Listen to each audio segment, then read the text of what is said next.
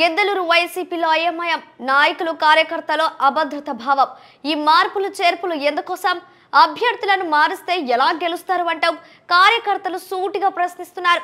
గిద్దలూరు మార్కపురం నేతల్లో అంతా కన్ఫ్యూజన్. ఎలా గెలవాలి, అభ్యర్థులను మారుస్తూ పోతూ ఉంటే ఎలా గెలిచేది? ఇవి గిద్దలూరు మార్కపురం వైసీపీ కార్యకర్తల్లో తలెత్తుతున్న ప్రశ్న. ఈ ప్రశ్నలకు ఎవరు సమాధానం చెప్పాలి?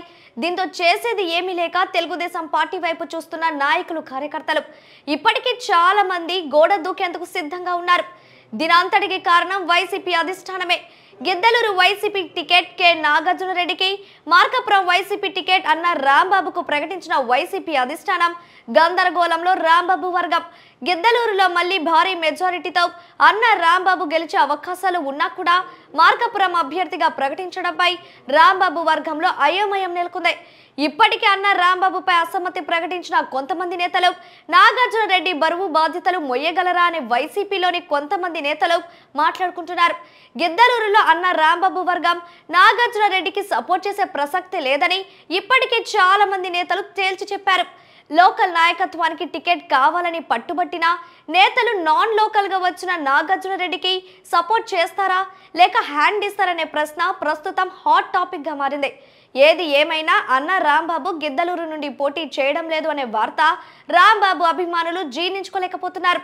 వైసీపీ ఇన్ఛార్జ్ మార్పుతో టీడీపీ జనసేన పార్టీలో మరింత జోష్ పెంచింది. అన్న రాంబాబు లాంటి నిండుకుండకు చిల్లు పెట్టి నీళ్లు నిలువ పెట్టాలనుకుంటున్న వైసీపీ అసమ్మతి వర్గం పనితీరు చూడబోతున్నారంటూ గిద్దలూరు వైసీపీ నాయకులు బహిరంగంగానే మాట్లాడుతున్నారు. గిద్దలూరు వైసీపీలో అంతా అయోమయం.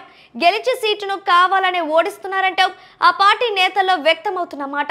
ఇదే పరిస్థితి కొనసాగితే మార్కపురం గిద్దలూరు నియోజకవర్గాల్లో భారీ మూల్యం చెల్లించుకోక తప్పదని ఆ పార్టీ నేతలు హెచ్చరిస్తున్నారు. ఎమ్మెల్యేరెడ్డి రాచర్ల మండలం రామాపురం గ్రామం వైఎస్ఆర్సీపీలో నేను చాలా సీనియర్ సభ్యుణ్ణి. జగనన్న అడుగుజాడల్లో నడిచేవాడిని, జగనన్న ముఖ్యమంత్రిగా ఉండాలని కోరుకుండే వాళ్ళల్లో మొట్టమొదటి వాడిని నేను.